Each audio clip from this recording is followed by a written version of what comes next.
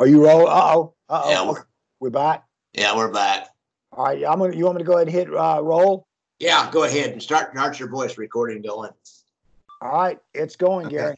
All right, I got mine going over here. So I have to go through this with Cam, because one time I got about 15 minutes into it and I realized I hadn't turned on this other recorder over here. Then another time he forgot to turn on his phone. So we finally you just do a checklist. Okay, the Skype is rolling, your voice memo is rolling, and my Zoom is rolling. I think we're rolling, Gary. I'm seeing the fever chart on my voice. So I think we're rolling.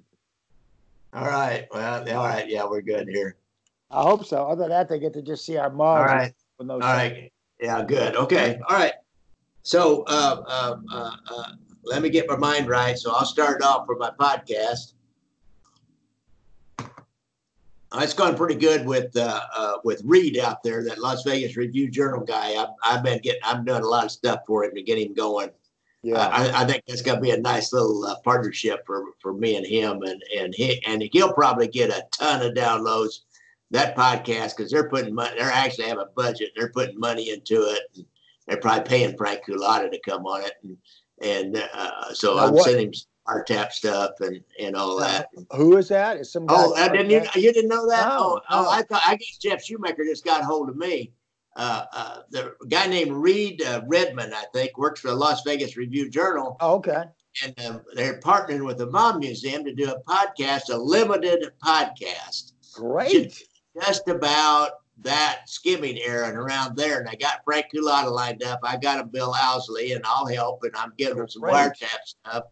And they're getting, I think they probably have a casino employee or two that was around there. So he's going to do, like I said, a limited series. It's not like an open-ended thing like mine. They're just going to do that, Review Journal, and put it out. And of course, when I'm on there, they'll talk about my podcast and pump me up. So I'll get a bunch of new listeners from that, and they'll have a nice little record. Probably get Mike Green, that professor out there. He's on their board anyhow. He's great, and so he'll have a nice little podcast. I'm trying to help him, teach him how to get the wiretaps for the Tony Spilatro trial. He had a whole trial out there in Las Vegas, and they used a bunch of wiretaps, and I know they had video, and there's a lady FBI agent that was assigned a company that Sal Romano around and met with those guys, and I couldn't figure out who she was. I'd love to get her on my podcast. And so I'm trying to school him in how to get the wiretap information, because he went at it one way, and you can't use normal FOIA stuff to get wiretaps. You got to get an order from the court.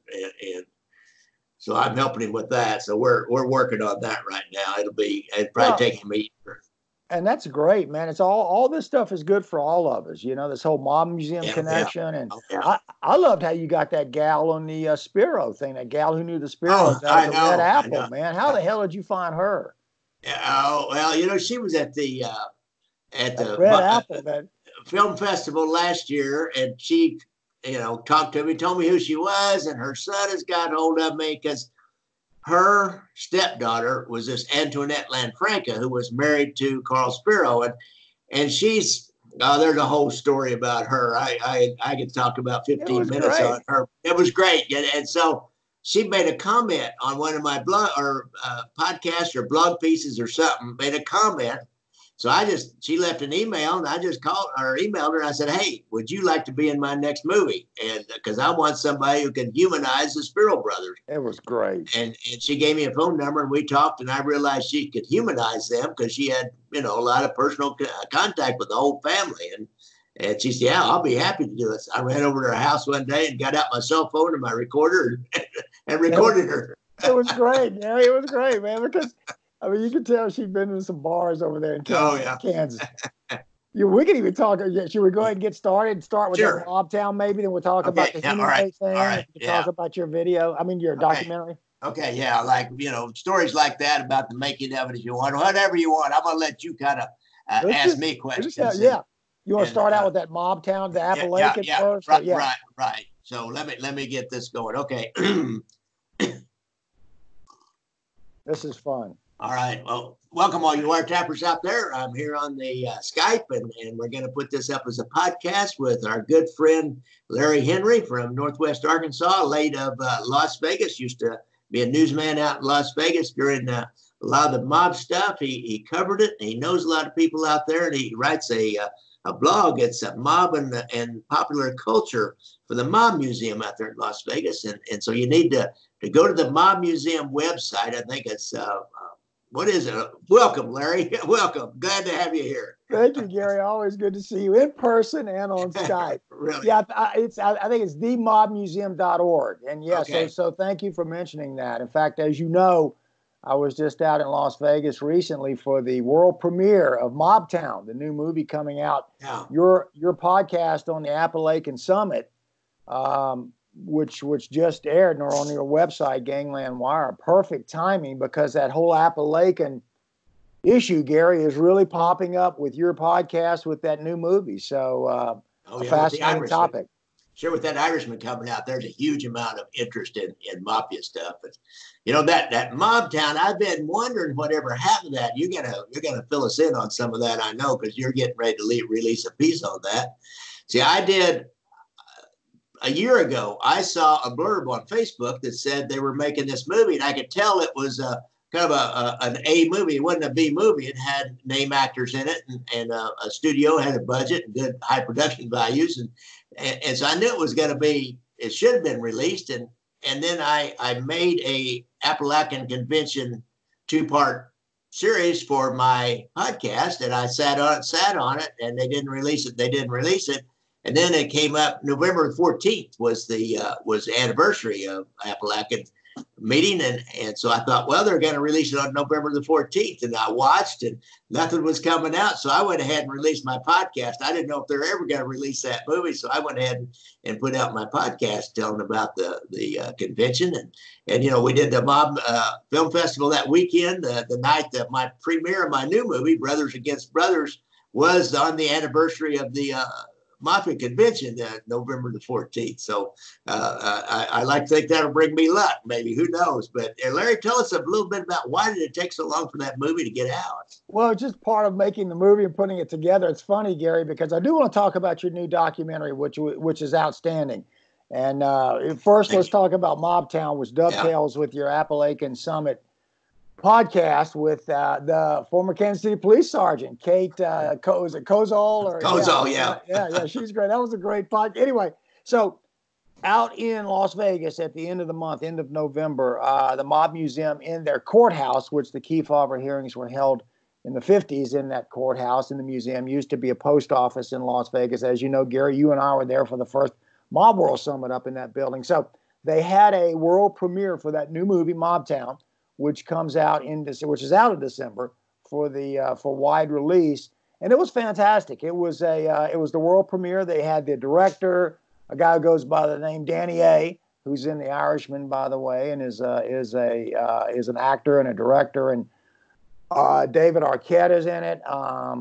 Jamie Lee Sigler, who was Meadow Soprano, is in the movie. Now, some of the actors and the director and the screenwriter were up on stage at the Mob Museum premiere in late November. It was fantastic, and they showed the movie. There was an invitation-only a crowd of people there who watched it. It was fantastic. It really hit. Later, I was talking to the screenwriter about it, and he said it's interesting because no one's ever really done anything big on the Appalachian Summit. It's been touched on here and there. I think Analyze This touched on it a little bit in the beginning, that comedic movie. But it's really a really strong movie. It does a lot of things. It gets into what really happened at the summit, as your podcast does.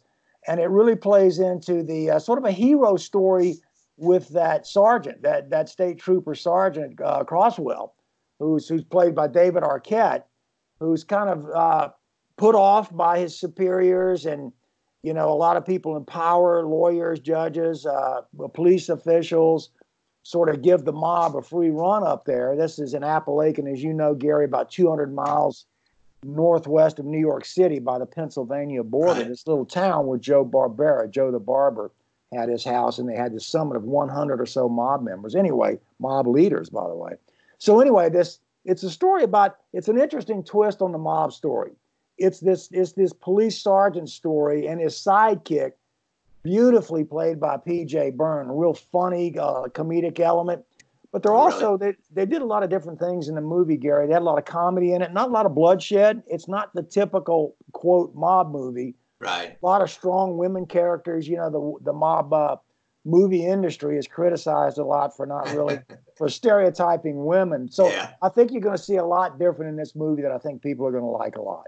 Yeah, well, if you think about it, there really wasn't a shooting. It was more the story of what happened afterwards. It was a pivotal moment, Larry. I mean, I thought Bill Owsley, the retired agent Bill Owsley, has been on my show several times, and he'll say, you know, that the FBI, he said, he won't criticize J. Edgar Hoover at all.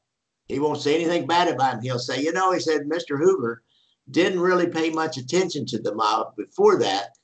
And then after that meeting, he said, then they started paying a little bit of attention. They realized that this is something we need to look at. And they created the Top Hoodlum Squad in every major city. And he was one of the early members of the Top Hoodlum Squad here in Kansas City. You know, what's the agent, Bill Romer up in Chicago. He kind of pioneered that whole, let's go after the mob by the tough FBI agents up in Chicago with their Top Hoodlum Squad. So that's, you know, in mob lore, shall we say, that was such a pivotal moment. It was never the same after the Appalachian meeting. They really began to push it. It's funny because I think until then, until that November 1957 meeting up north of New York City, northwest of New York City, I think the FBI had 400 agents assigned to, quote, subversives, communists and all that, and only 4 to organized crime figures. And then after that summit, Gary, it's in the movie. It's beautiful. These guys, they're all up at Joe the Barber Barbera's home, beautifully played by David A., by the way, the director. Danny A., I'm sorry, the director. So they all scatter when they realize they're being watched, and there's a roadblock out. They scatter. Nick Savella was there, by the way, from Kansas City. So they all scatter. And so after that, and they were all arrested. It was not all. I think 60 some odd of the 100 were arrested. But anyway, after that, it just really blew up, and the whole focus by the FBI on the mob finally began to really pick up steam. And after that, Robert Kennedy with his Get Hoffa squad, and that whole focus really picked up, Gary. Yeah, it was amazing. That was, and you know that Joe the Barber dude, he had this cover going up there, and I think a lot of the local people didn't question anything about him. He had a business. He was a soft drink bottling company up there in upstate New York, and kind of lived the life of a country gentleman. But he had would have had a decent stream of income coming in from that, and so he had the perfect cover. And I grew up in the country, and you a guy like that, you just say, well, he's some guy from the city, and you don't pay much attention to him. I'm surprised that state trooper. I know there's a whole backstory I talked about in my podcast, because the state trooper already kind of knew who he was dealing with. He didn't just stumble into that, did he? Did they deal with that in the movie, or? Yeah, they did. We don't want to give away too much, but no, it's a great movie, man. I really enjoyed the movie. It's I think the real life guy, Sergeant Croswell, I think was 44-year-old guy, again beautifully played by David Arquette. Great job. Again, kind of a Rocky Balboa story, kind of a hero story. He was kind of a not seen, not taken seriously. Yeah, he overheard some conversation, I think, by Barbera's son about needing some hotel rooms. Right, he was kind of a car nut. And he saw all these fancy cars in town. And then he gave beautiful, beautiful scene, an actor named Stevie Gutman, who plays this. So Barbera goes out and has to get all this meat, fish, all this kind of stuff in town for the event, and begin to really order it all. So he goes into this fish store and starts to try to order all the fish. And it's just a real funny scene as that unfolds. And meanwhile, later on, the state trooper sergeant goes into a restaurant, tries to order a steak, everything's been taken already because they're using it for Barbera's. Oh, really? I didn't know that. That's Barbera's big event. So, and the screenwriter later told me a lot of that's really based on what really happened. That they dried up all the meat and fish and food in town for for this big cookout that they were going to have. It was supposedly, Vito Genovese, after it was not long after Albert Anastasia was shot down at that barbershop and hotel on 7th Avenue in New York, that Genovese decided, let's all get together and figure out where we're going in the future in terms of leadership roles, in terms of the heroin trade and all that. And so, by the way, I have to say Vito Genovese is played beautifully in that movie by Robert Davi. So I think you're going to like the movie a lot, Gary. Cool. Yeah, I'm looking forward to it. I'm anxious to see that, because, like you said, it's not really been dealt with in the popular culture and popular media, other than as kind of a sidelight. Like in Goodfellas, Ray Liotta talked with, just his voiceover as Henry Hill. He's talking about how everything changed after he called it the Appalachian Convention, which most people do. Most people, I always call it the Appalachian Convention, but Bill Housley straightened me out. He always called it the Appalachian Convention, which is the way you're supposed to pronounce it. Well, it was funny because on your podcast, that was really funny when you got into the whole pronunciation and you said that Bill told you what to do. Because in the movie, this actor, Robert Davi, singer, I think he does a lot of Sinatra tunes and that sort of thing. But in the movie, great job. I mean, he has the look playing Genovese. And there's a funny scene. There's a lot of comedy, and it's not a comedy, but there's a lot in the movie that's funny. And one of the things funny is the Genovese character sort of stumbles over. Here's this big, powerful mob figure, and he stumbles over how to pronounce the name too. So the whole Appalachian pronunciation even cool. comes up in the movie. Cool. Yeah. They dealt with that. They dealt with that. Yeah, because everybody fumbles with it. Yeah. Interesting. That's you mentioned, by the way, Gary, I mean to cut you off, but you mentioned the Barbera home up in the sort of remote area. It reminds me, and I know we'll talk about it in a second, but it reminds me of your new documentary with Sparrow. Yeah. The Sparrow guy who lived up, I forget the name of the town, Gary, lived up in a remote area outside of Kansas City. And as you were saying in your documentary, and some of the Savella crime family were saying, I know I'm jumping around, but they were saying that house way out in the country that Sparrow was in was hard to sit on. It was hard to monitor. So you get like Barbera up there in that remote place, and they thought they were in a secluded area until the roadblock got set up. Yeah. And he was smart enough to set up that roadblock, because I'm telling you, you've never done this, I'm sure, but I have.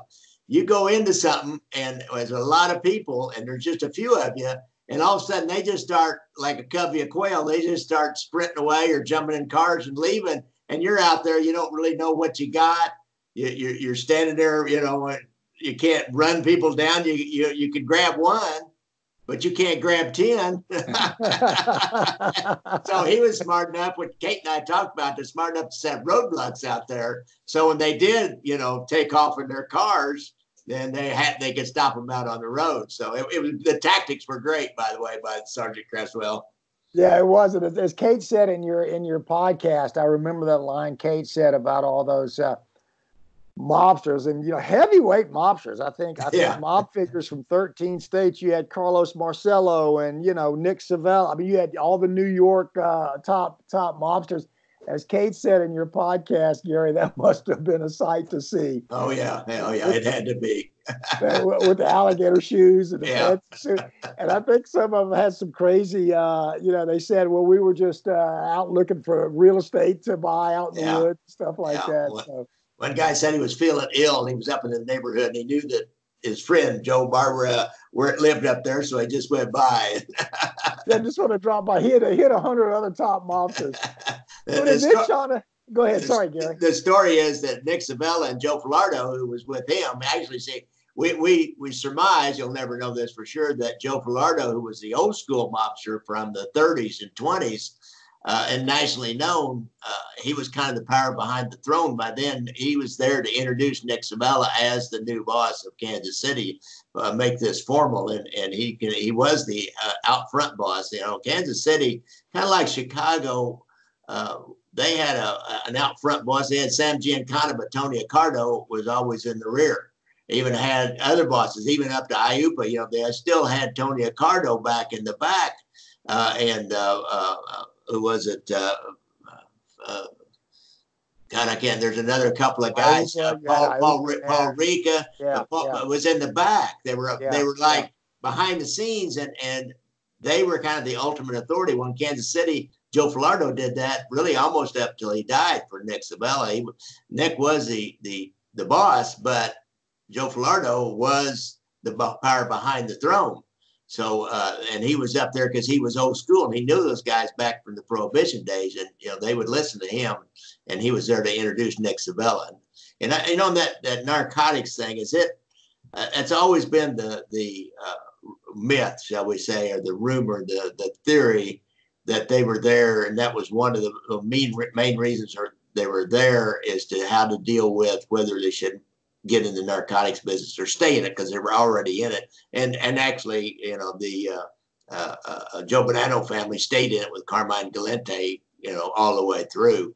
But it was, is there any real factual basis to that or any solid information? Do you know? Apparently so. I think one of the things that sort of led to, Geneviese's power move, Gary, as you know, is and this is in the movie, the attempted killing of Costello, Costello, which led to him. Our friend Casey McBride, the Costello expert, would say that led to Costello's retirement. Then Anastasia, as I understand it, the control of the docks and how the heroin was coming in from Marseille, France, and Montreal and places like that. I think part of that control of the docks that Anastasia had also led to Anastasia being knocked off because of the importation and distribution and who was going to control the distribution of the heroin. Now, the movie doesn't get a lot into the heroin issue. It's more of a, if at all, as I recall, it's more of a hero story. Interesting twist, Gary, as an intelligence officer yourself. It's an interesting twist where it focuses, and speaking of humanizing, it humanizes the police officers. And it's kind of from their story more, Gary, than it is Genovese and the mobsters. Joey Gal, it shows the killing of Anastasia, so you got a little gunplay. It has the attempted killing of Costello, but then it's really a human interest story about that police officer and how he overcame a lot of he was pushed aside and wasn't taken seriously and all that. And so it's an interesting twist on quote the mob movie because it humanizes the police side of it. Yeah, they don't usually do that. I thought I was the only one that showed the police side of stories. Most people just show the mobster side. Well, I think that's true. And this movie gets at that. And Arquette does a good job. And again, his sidekick, just a beautiful job by this guy, P.J. Byrne, who was, he was in, he's been in a lot of movies, and a lot of television shows, Wolf of Wall Street and things like that. So really good movie, Gary. I think. Oh, cool. Great. I'm looking forward to it. Now, meanwhile, so a couple of other things going on. Speaking of the Mob Museum and Kansas City, if you don't mind me sort of segueing off of that. Yeah, that's fine, yeah. I had a good time the other day, the latest blog post I did on Ernest Hemingway, and I thought a lot about you when I did this, Gary, because as you know, and you know better than anybody, Hemingway got his start in Kansas City in 1917. Right. And it's, as you have said and written about, even that early, the Black Hand and the organized crime in Kansas City was an active force back then. And so one of the things I tried to point out is that Hemingway's experience in Chicago and Kansas City as a reporter at the Kansas City Star led to his knowledge of how the underworld works in some degree and in the writing of his short story, The Killer. So a lot of that Kansas City background that you've written and talked about also affected his view. Oh, yeah, I read that. It's interesting. Yeah, I don't really think about how Hemingway, the most famous writer in some areas, if you will, really made his bones, shall we say, in Kansas City. And learned how to write and really got in that seamy underbelly of life, which, that was part of his thing. He'd like to know about the seamy underbelly of life and men and struggles and killing and all that. Then he went on to World War I to learn even more about that side of life. And he got real life experience there to help him write those later stories. Well, as you know, man, it was the old Star building is, what is it, Grand, Gary, where the old Star is? It's still there, the building that Hemingway worked in. Yeah. And as you've written about and talked about, I mean, Kansas City, and you've done a magnificent job of bringing this to the forefront, and we'll fast forward to the present at some point. But, Kansas City back then in those World War I years and beyond was wide open town, man. It was the jazz joints and the gambling dens and the prostitution and all that. And Hemingway covered crime for the Kansas City Star, so he saw a lot of that. By the way, several years ago, I went by that old Star building, and the guard let me in where where Hemingway worked. There's a plaque on the wall where all the Star. I didn't know that, huh? Yeah, somebody needs to go get that, Gary. I thought about that because I think they're trying to redo that building. There's a plaque that says all the Star employees that went to World War I, and Hemingway's name is on that plaque. Somebody needs to get that plaque. They probably have. They're making it, or they'll incorporate it. They're making it into condos, kind of a multi-use building. So you can live there now. If you want to move to Kansas City, you can rent a car or buy a condo there. Hey, we need to make it a museum, Gary. Really make a museum in Kansas City. We need to let's pool our limited resources. Yeah, let's pool our $2.95. Let's buy the building. Let's see if we can get it for $3,000 if we pool. There we go. But Kansas City, the Hemingway era, all that, and then into where what you write about, Gary, if you don't mind me pumping up and plugging, it's absolutely imperative that everybody get your new documentary. Gary's first documentary, Gangland Wire, about the which has rare surveillance audio that exposed the Kansas City Las Vegas connection. This new one that just came out by Gary, the battle, but the brothers against the brothers. It's the Spiro and Savella clan battle for control, right, Gary, of organized crime in Kansas City. Yeah, that's right. That's what it's about. And I was working it during that time. I just got transferred into the intelligence unit. And one of my early interviews really was with a guy who told me, and I couldn't believe he was telling me this. He said, "Oh yeah," he said, "Carl Spiro, he tried to get me to join his organization." I said, "Well, what do you mean?" He said he was going to move in on the Savellas, and I need to meet up. I need to join up with him.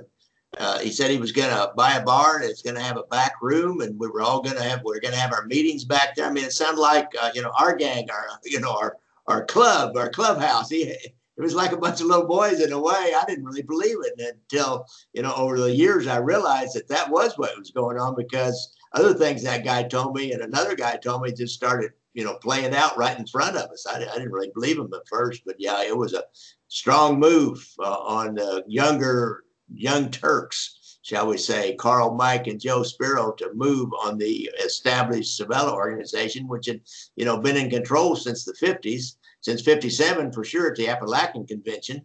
And even before that, I mean, they were old school right out of they were the young guys during Prohibition. So, it is quite a story. Because it's quite a battle. We had bodies dropping and bombs going off everywhere for about a year. Kind of a parallel, if you will, to the Cleveland situation during that time with the Irish guy, Green. Danny Green, yeah. Danny Green, thank you. But kind of a parallel where the Young Turks and the Old Guard were clashing, and the Old Guard, ends up winning in the end. So we won't spoil the ending, but let's just say that it's kind of hard to displace the Old Guard. Well, and I love what you have in there. You got former law enforcement officers like yourself who covered it, driving around to the actual sites. It's like Bill Owsley, the FBI special agent in charge during that period, says in your documentary, every town has a social club where these guys play poker, play cards, socialize, plot crimes, and you're out there in front of the trap in Kansas City, bombed in the back. Yeah.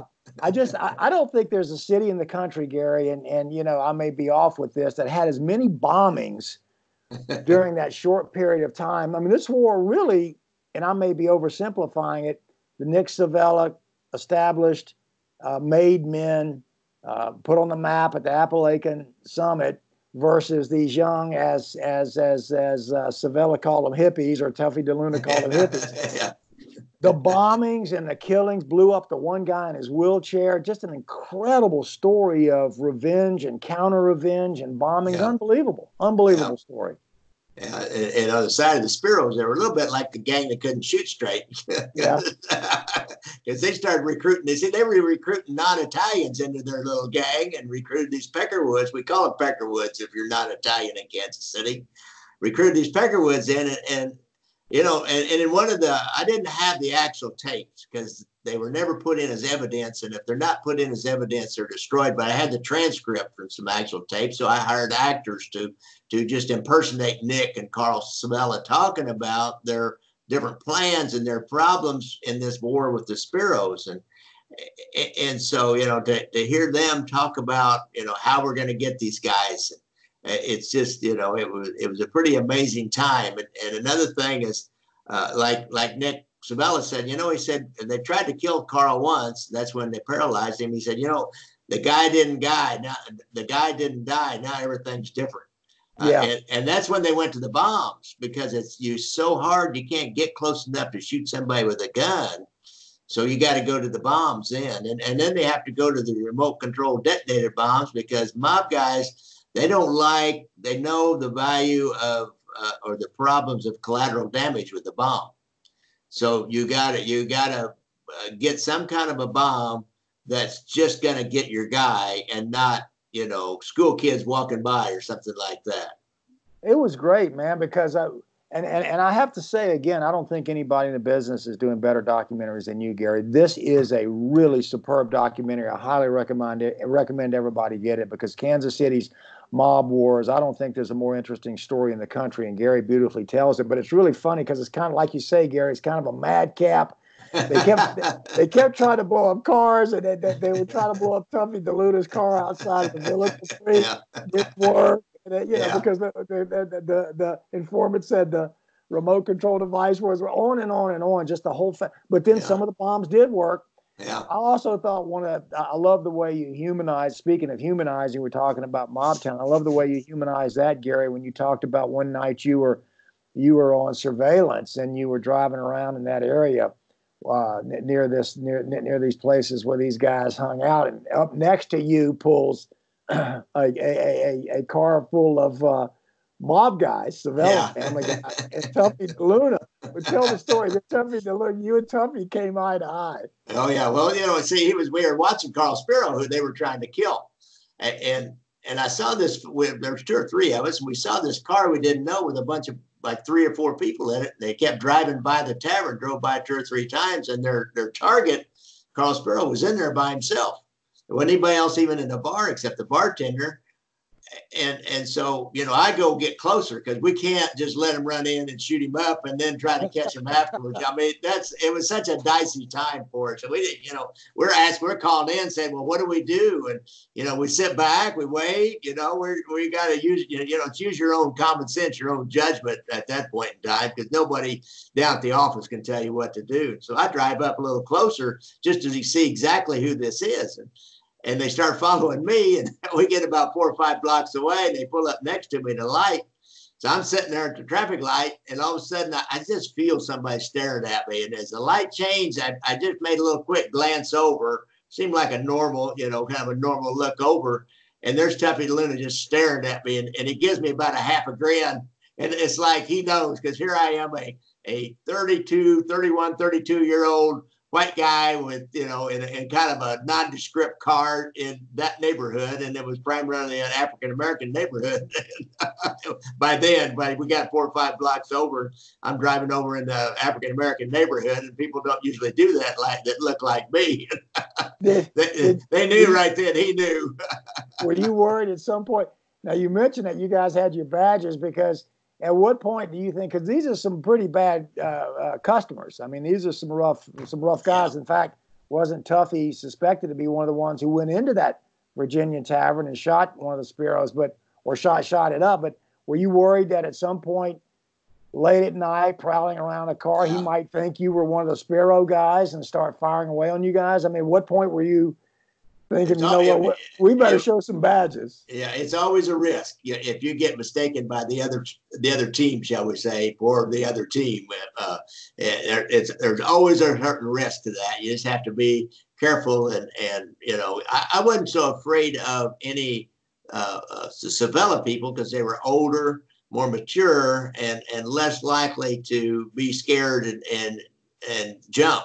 But some of these guys that Carl Spiro had around him, they were younger, they were not even Italian, and they were, you know, heavy drinkers and druggers, And they're likely to jump. Those are the ones that really worried me. I had a couple of them chase me for a little bit one time when I was watching Carl Sparrow, and I ran a red light, and they got caught behind another car. So I got onto the highway and hit the highway, and they never caught up with me. I love how you found the you told both sides of the story. You didn't try to make one side favor one side or the other. You went and found that lady who had told some fascinating stories about that strip bar out in Kansas City, Kansas, the Red Apple, where the Sparrow clan sort of hung out, and her side of the story. How did you track down somebody who hung out with and drank with the Sparrows? Yeah, and I did that for Nick Savella too. I found that lawyer, Phil Cardarella. Yes, that was great. And he knew Nick and knew him personally. He was in both my movies,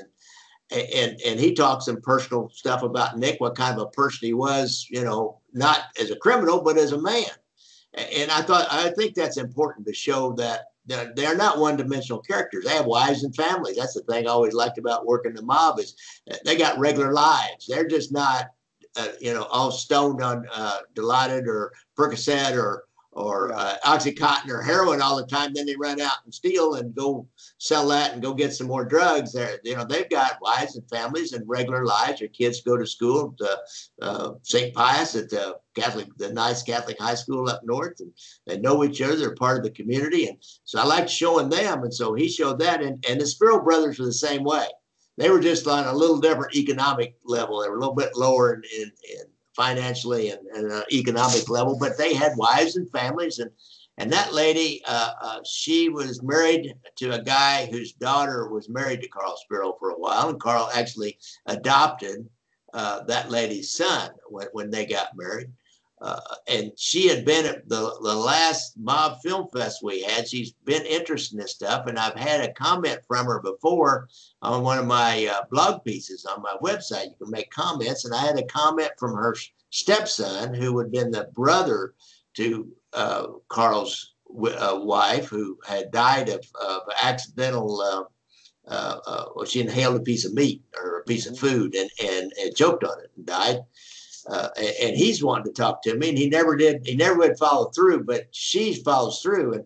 And I've talked to her 3 times. And then when I made this movie, I hadn't thought about her for a long time. And I'm making this movie, and all of a sudden she makes another comment. And I thought, I'm just going to hit her up and see what happens. I remember she was not really a criminal at the time, shall we say. Those people that were professional criminals, when you hit them up to talk on camera, they get hinky. They don't really like to talk on camera. They're just so schooled in that. And, I've tried to get several of them, but most of them won't do it. But she was never a criminal.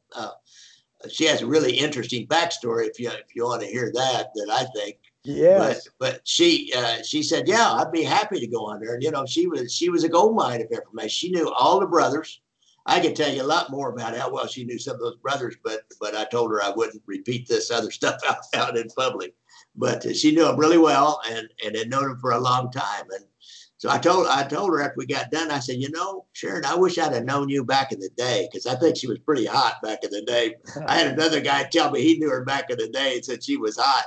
Plus, I think I could have gotten information out of her because she knew a lot. Did she work at that Red Apple bar? No, she didn't work. She worked at another bar owned by a mob associate guy named Sophie Ronaldo downtown. She worked at that bar for a long time. But the side story on her, which I found fascinating, that she ended up, she works in a downtown bar. She's pretty well known. She's not a criminal. She doesn't have, her direct people are not criminals. Her husband was a truck driver in the Teamsters Union, but he was not a criminal. He was just a truck driver. Yeah.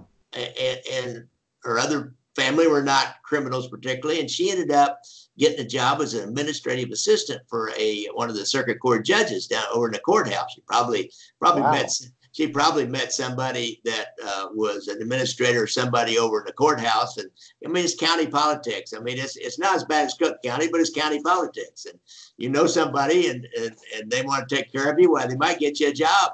And she worked at the courthouse. Wow. She worked at the courthouse, and she was not, she wasn't the kind of person who was going to go out and rat people out particularly, but she did do one thing.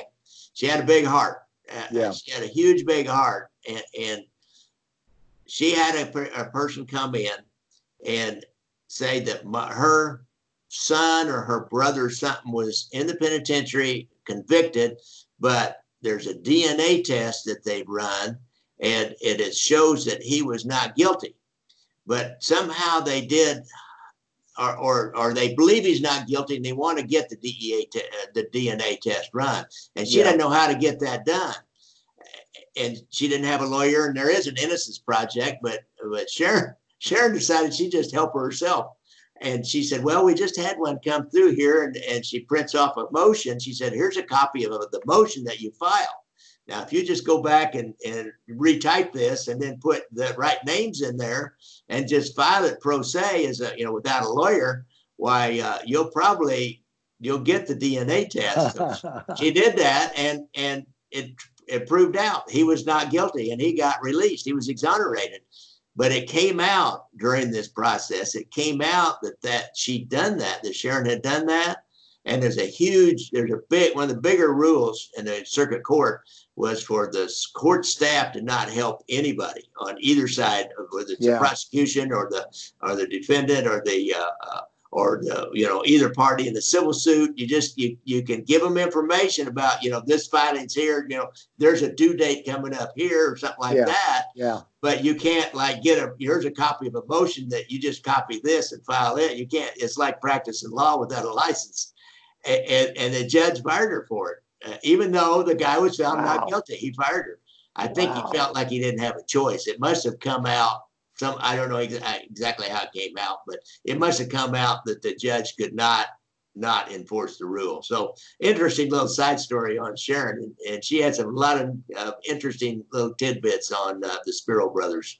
Well, you do a great job of finding people, not only the surveillance audio and the court records. I've always said this, your book, I've got the hard copy and the ebook copy of Leaving Vegas, your book about the Kansas City, Las Vegas connection. And on the ebook, you've got those links to the documents, but you've always been great about finding people. This new one with those, you've got law enforcement people, you've got her, really tells that story beautifully of that young upstart group, the Sparrows, trying to knock out the entrenched, older, hardcore Savella crime family, and how it just didn't work, because those Savellas, man, those guys were hardcore. I mean, they you talk about blowing people up. In fact, I know you and I have talked about this, and Frank Collada, you and Frank have both expressed that there may be some reason to believe that it was the Kansas City people behind blowing up Lefty's car in Las Vegas, Lefty Rosenthal, because, as some of your audio shows, the Kansas City family was upset that he was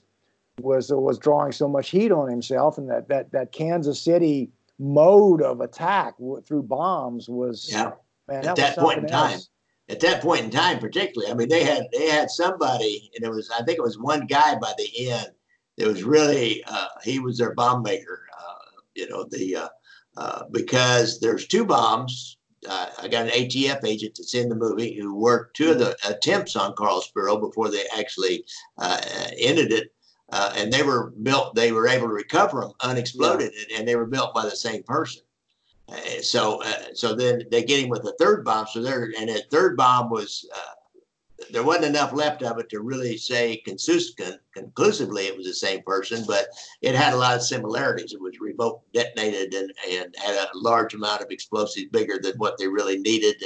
And so there was 3 in a row at the last last 3 years, I guess, or 2 years before they killed him. And it wasn't long. That was 1984. And it wasn't long after that. I don't remember when they tried to get Lefty, but it wasn't long after 1984 that they tried to get Lefty. Well, it was, I can't imagine what the people in Kansas City must have thought during that period when buildings were being blown up in the River Key and cars were being blown up. People must have thought, man, this is, what's going on, Oh, yeah, they were. Bombs going up all the time. Yeah, it was crazy. I mean, the bombing scared people so bad they had that really nice entertainment district, if you will, that everybody in the city loved. To this day, when there's a Kansas City History Buffs Facebook page. It's got about 15,000 people on it. To this day, all I have to do And what I did just before our film festival, I started posting pictures from the River Key, and they'll just go nuts on it. They will link and they will comment and they will share, and they just love the River Key. Those, all of us of a certain age that are interested in that time. And so, they blew that place up. Basically, they scared everybody off. As my Gangland Wire movie got a guy in there that was working down there at the time. He said after the last explosion and one building got blown up, he said people just quit coming down. They just stopped immediately, and he lost his job and his place closed down, and all the rest of them just closed down within the next 2 or 3 months. I was there a couple of years ago talking to some younger people in one of the coffee shops. Now, it's some places are coming back in that empty space where that one big explosion was. Oh, yeah. Some of the younger baristas, some of the people working in that coffee shop were telling me they learned a lot about what had happened back there from your website, because, they're so young that that was all a part of, they weren't even born when all that stuff was happening. So, go ahead, Gary. Sorry. I did a screening once, and there's a house built where that big explosion was. That whole building went down, and there's a house built. It's mainly parking lot now, and they took out the street. They closed down the street and made it all into parking lot. But in the edge of that parking lot, there's a big, nice, modern-looking, beautiful home built down there. And the guy approached me, and he said, he told me where he lived. He said, "Now, I think that explosion was right there behind my house." I said, "That explosion was practically, your house is practically sitting on top of where that hole was." I think I know what you're talking about. Is it that blue house? It's kind of like a blue 2-story. Yeah. I know what you're talking about. It's on Delaware. On Delaware, on Wyandotte, just a block off of the main drag down through there, Delaware. It's really modern looking. It's kind of out of place. It's like there's no other houses. It looks like a house sitting in the middle of a bunch of buildings. So, well, listen, I got to say one more thing about Kansas City, and we need to, this summer when we have our Mob World Summit in Kansas City, we need to get down to the River Key. But also, one more interesting tidbit I just have to mention, sort of out of the blue. I've been reading. You mentioned the Irishman. I've been reading a book about Hoffa called In Hoffa's Shadow by a Harvard law professor named Jack Goldsmith, whose stepfather was Chucky O'Brien, one of the suspects who supposedly made. So anyway, fascinating book. I did not know this until I'm about halfway through it now. Chucky O'Brien was born in Kansas City, and his mother Sylvia, who made all the connections with the mob characters up in Detroit for Hoffa and all that, was also from Kansas City. I didn't know that. That was I knew there was a Kansas City connection. I think maybe he has his son, or there's still some relatives around here. I had a guy tell me recently that he knew one of the relatives of Chucky O'Brien. So I didn't really explore that very much. Might be something maybe I can get him come on the podcast. Yeah, especially with all that Hoffa stuff real big right now. Of course, Chucky O'Brien, his involvement is, or whether he was or wasn't involved is. Yeah, I think he was an unwitting dupe myself. I may be wrong. I don't know what kind of guy he was. He might have just they might have duped him into doing that, because those mob guys, they're slick, man. They know that you got to put a guy at ease before you're going to get him isolated, especially a guy like Jimmy Hoffa. And whoever they're going to hit, you got to put him at ease and get him to willingly go to some place where there's no witnesses, there's no chance of escape, and where they can really do it and do it quietly. And to get you, that means you got to get a friend. You got to get somebody who will put him at ease enough that he feels safe, that like, they won't kill me now because, they're my stepsons here with me. So they probably duped him into taking him over there, then dropped him off, and then the kid's trapped. He may be sitting out front, or he drives away, and he's going to come back after he gets a call, because he can't be in this meeting. And what's he going to do? You have to go into witness protection. Yeah, and unbelievable that to this day now, Dan Moldea, the investigative journalist who wrote a book in the 70s, The Hoffa Wars, and Eric Shawn of Fox News now have got some, I know you know this, have got some new developments. Yeah, I read that. I hadn't really looked into it yet, but I had seen some kind of a headline or something about that on Facebook, I guess. Yeah, Dan might be a good podcast. It's their take is Dan's take is Sal Bergoglio, one of the New Jersey mobsters, was the actual shooter, and then they took Hoffa in a 55-gallon drum to a site in New Jersey where they think they've located, or the general area that they think it is. So there's more to come, more big news to come on Hoffa. Interesting. Well, that Sal Braguglia and the New Jersey angle, that would be what I'd go for. Tony Pro had the most, animosity, and he was more likely than anybody to do it. But all the mob bosses had to agree on that one. They had to agree. You just don't go kill Jimmy Hoffa on a whim. Can you believe that? And a lot of people, speaking of those coffee people that learned about the River Key from your website, a lot of people, younger people, the name Hoffa. But as you know, Gary, at one time, man, everybody knew the name Jimmy Hoffa. Oh yeah. He had an easy to remember name, I think, maybe too. It's like Mickey Mantle, Got a cool name, easy to remember name. Everybody remembers it, but he was huge. He was so huge that Richard Nixon pardoned him. That's why he was out of the penitentiary. After they pulled out all the stops to put him in jail, and he was proven to be a corrupt union leader. But when you're a union leader, you control votes. So Richard Nixon pardoned him. Unbelievable. And to this day, 1975 to now, it's still being debated who did it. It's like the Bugsy Siegel killing. And it's amazing how a lot of these big, high-level, high-profile mob killings still aren't, fully resolved. It's interesting. Right. Yeah, we got the two Charlies. Flare back to the 1950s. People talk about and wonder who killed the two Charlies. I get that question every once in a while from older people. If I had any idea. Right. I mean, that caused the keep offer hearings to come to Kansas City, really, when they killed these two guys. Because it was so high profile, and it was one of those shocking things that the country was shocked. Kansas City's incredible mob town, Gary. And you, Terrence O'Malley, and some others, man.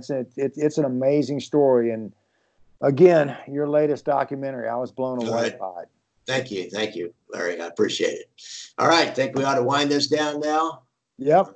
I'll do my little lead out. If you have a friend or a relative who has a problem with drugs or alcohol, make your first call to First Call. Call 816-361-5900 or go to their website, www.firstcallkc.org. And if you want to read some good mob blogs, especially about the mob and culture, look for Larry Henry at the mobmuseum.org, right? www.themobmuseum.org. And they got a lot of other information out there. If you're out in Las Vegas, you need to go to the Mob Museum. You need to call up Frank Collada when you're out there. Just Google his name and look for Frank Collada's tour. We'll give Frank a little plug. He's helped me by coming on the podcast several times. And don't forget to hit me up on my Venmo app, and you can buy me a cup of coffee or a shot and a beer for a little bit to help support the podcast, or make a donation. I've added some awards in my donation, Larry. You've already got all three of them, so you don't need them. But either of my movies, for $25, I'll give you either one of my two movies, or I'll give you a gift certificate to get the Kindle version of Leaving Vegas, my book. So I got that, and if you go higher than that, well, you'll be surprised what you get. I'll take care of you. I had a guy get hold of me. He says, "Man," he said, "you just really surprised me with all this stuff I got in the mail the other day," because he didn't know he was getting anything. But so anyhow, that's my plug for myself and that latest movie. It's on Amazon Prime, although I don't make a dime out of that. Then you know what I get out of that? Almost nothing, folks. So rent it for me. Get $1.99. Give me $1.99, and I'll get $1 off of that. But just go watch it, because I think it's worth watching. I'm proud of it, and I just want people to see it. And Larry, I appreciate your feedback on that. And I've gotten a lot of other compliments like that. Each one of my documentaries gets a little bit better. I've got another idea about one. We'll see if I can do another one. Last one I said I was done, but I may have another one in me. Your documentaries are great, Gary. It's always fun to be with you too. I really enjoy it. Thanks, Larry. Good night, Larry. Good night, Gary. Talk to you later. Okay. All right, we'll keep this going a minute. Let's see. You want to turn your phone off? Okay. And I'll turn this off. That'll help me on editing. And then I think I just forward this to you. It's about 54 minutes. Now, we had a few minutes at the beginning where right. Yeah. Just forward that whole thing to me. However you can upload it to Google Google Drive or something. Google Drive, and then I'll download it, and I just put those together and edit them together. And when I put that one down, yeah, that's what we did last time. It was great. We had great sound too. And so then when I do that same day, then I'll put this up on, I edit this a little bit, not much. And I'll put this up on YouTube, and so we'll have a couple of things. I'll start posting them on Facebook and all that. So we need to do some more of these mob and the culture. I can. One thing about with you, you know how to do all this stuff, so you can do it now, and especially now. I just need to get back. I've been really busy with this movie, trying to finish it up. Larry, my shoulder right up here, it's like I can only get it to about there, and it hurts like hell.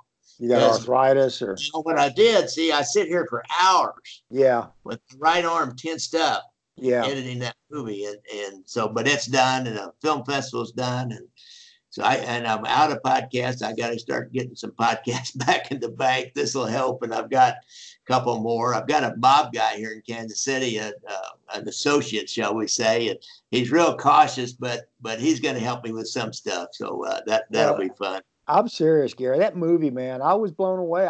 We haven't talked in a while. We've both been busy. I'm busy as hell at school and all that stuff, but man, it was superb, man. I was really. I'm not kidding. You. Nobody does documentaries as well as you do. That was outstanding.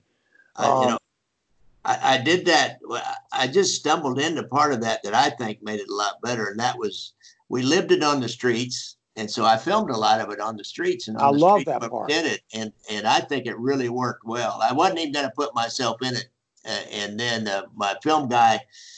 Mark that was helping me with, he said he gave me a really good price, and he brought a film crew out, and they got in the car, got me on the streets, and they filmed all the parts with me. But the other guys in their cars, I just took my iPhone for the video and took my Zoom recorder and an extra good microphone and filmed them just with a damn phone. And I don't see much difference in my video and their video. No, it was great, Gary.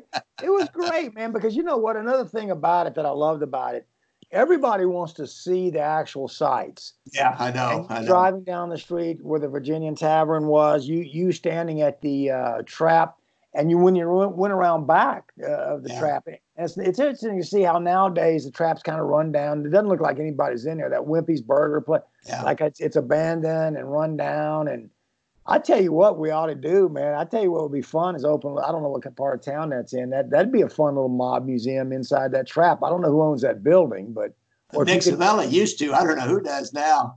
I don't know if it's rehabbed, but I tell you what, it would just be. I don't know. Yeah, I don't know if the foundation and everything was good, and it probably is. There's all those old buildings are the same, and people live in all of them.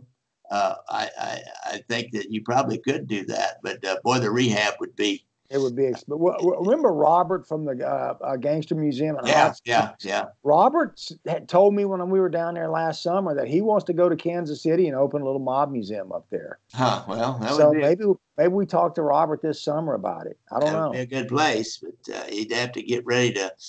I mean, you'd have to do all the heating and air conditioning and electric. I mean, it would have that place. Yeah. Just go down to the even less than the studs practically, and look like a dump. It looked like a dump. Yeah, it is. And I would like to get in there. I don't know. I ought to go back and go look and see who does own it. That would make a nice little podcast location and see if we can get inside it. Just pry that door off. And everybody loves to see those damn things. It's like the damn Ravenite up in New York. Everybody wants to see those damn mob hangouts, man. Yeah, I know. I'll have to go look and see who owns that now.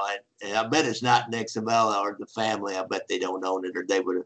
I bet they've sold it. Some investors bought it. I hope somebody doesn't tear the damn thing down. I mean, that's what it looks like. Whoever has it's eventually got to tear it down. It needs to be preserved though, because good grief. I know. Yeah. Because they tore down the Villa Capri and that Little Caesars you talked about. Is that been torn down too? Yeah, it was torn down. God, they're all gone practically. Well, anything like. like Johnny Lazzio's house and our apartment building and the Union Station is about the only thing that's left of any of that stuff. River Key, there's a little bit there, but even Poor Freddy's kind of the pivotal point of the River Key. That one building, of all of them down there, it was torn down. I don't know why they tore it down, but they tore it clear down. And there's a whole line of buildings next to it that weren't torn down. I don't know why they did that, but oh well. Poor Freddy's is gone now. Yeah, they tore it down. Well, hey, if you're up for it, I've got a few days off over the Christmas break. I could swing up there and we could chat about what we want to do this summer. Okay, but now we're going to go to Texas the weekend before Christmas, and we'll come back probably the day after Christmas. Okay. So if you're maybe thinking, I'll swing up and we'll go have lunch, and if it would be right after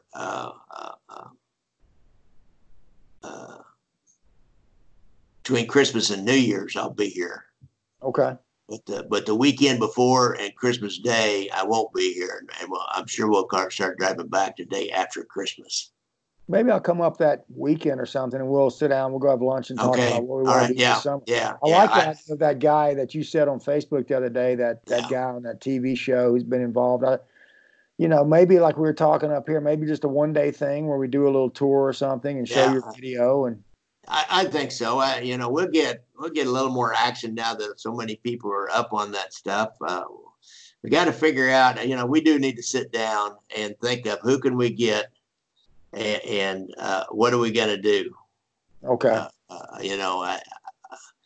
And one thing I think maybe we need some kind of a program. We can't. I'm pretty sure I'll be able to get Bill Owsley to come and like do a panel, and of course I can here in Kansas City. I've got. There's another guy. I don't think he's never given a program. He's written a really interesting book about the 1948 ballot election or ballot theft that the mob guys are involved in. He's got a lot of that kind of late 40s, early 50s mob knowledge. Some great stories. I know I can get him, but I'm not sure. He's not a very dynamic guy to talk to, but you just put somebody like you with him to ask him questions, and you'll kind of amp it up. So there's three local guys that I'm pretty sure I can get. Maybe do a panel. Always a hit. Yeah. Do a panel. I don't know. I got this mob guy that if he thought there was nobody from Kansas City and it wasn't going to be recorded, we might be able to get him to sit down. But I just don't know if he wouldn't do a program. He probably would answer questions, but I don't know. I'll kind of ask him about it. So there would be a couple, three, and you're coming up. I'm trying to think who else. Of course, Casey will come in, and I'm sure he's come to a lot of stuff like that. He's already said if we don't do it on the 13th of June, he'll come. He's got something. Yeah, that's right. Yeah, he'd be here. I don't know who else we can get, but Kansas City, there'll be somebody else I can find in Kansas City. Well, the general public comes out for all your stuff, man. Yeah, you always sell that stuff out. Yeah, we'll get some public. I've been lucky because I've been able to get articles in the Star just before it's happened. Yeah, I'm trying to think but to put on a program that will, be enticing to people for a half a day. Of course, all I got to say is the River Key, and maybe we make it. Maybe we build it around the River Key.